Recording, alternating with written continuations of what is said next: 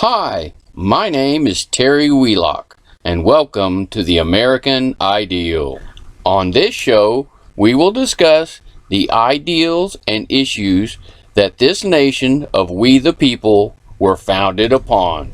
This nation is the greatest nation because it was founded upon the ideal of freedom and individual rights. So come with us on this journey down this road to a more perfect union, one in which there can be actual liberty and justice for all. On today's show, we will discuss the Bill of Rights. The Bill of Rights are the first amendments or additions to or addendums to or changes and clarifications to the Constitution of the United States of America. They really are a clarification of what was not in the Constitution, as the Constitution was written to control or limit all public servants at all levels of government or public service.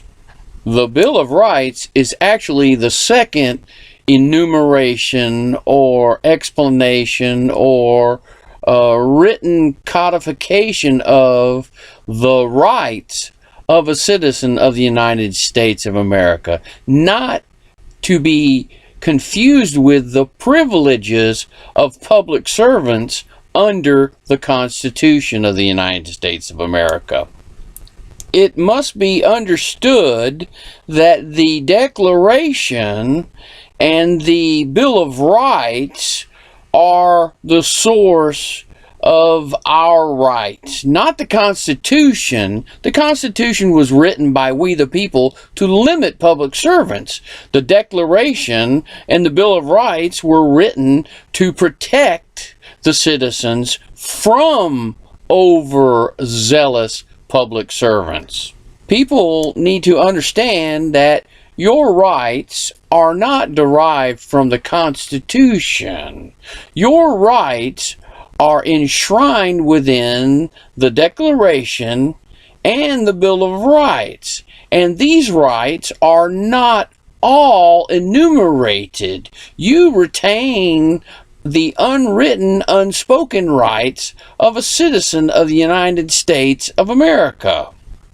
And the Bill of Rights is the first clarification or documentation of your rights. Now, remember, all rights are unalienable. That means inseparable. That means even God can't take them away from you, even if God gave them to you, because they are unalienable, meaning inseparable. Now, your rights, as per the Declaration and Bill of Rights, can be reasonably regulated so as to not damage other persons and property. And in order to create these regulations, there's a two-tier test of truth to make them both declarational and constitutional. That means they can legally and lawfully be implemented. And that is, number one, they must be necessary and needed. Number two, they must infringe or regulate the least amount possible.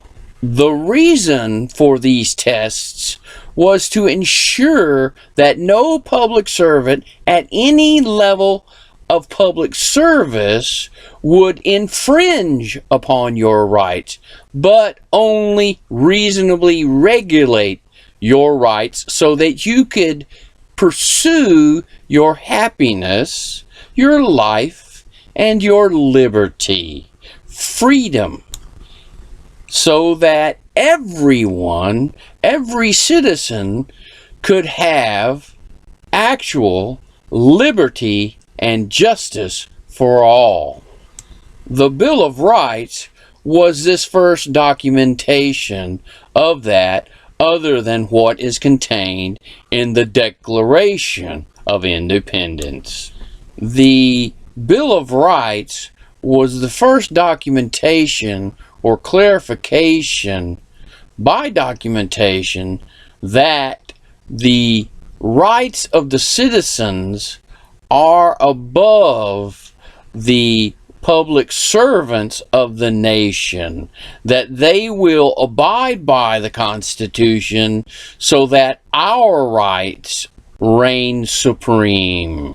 And of course, the Bill of Rights are not an all-inclusive documentation of our rights, as was later put forth in an amendment that clarified that we the people retain the rights not enumerated or documented in any of the charters of freedom. The Bill of Rights enshrines that as citizens we can, and as servants you cannot. The Bill of Rights brings us closer to and further down the road on our journey to a more perfect union, one in which there is actual liberty and justice for all. Thanks for watching The American Ideal. Like, comment, share, subscribe, or hit the bell notification to be informed of our future shows. Thanks. Bye now.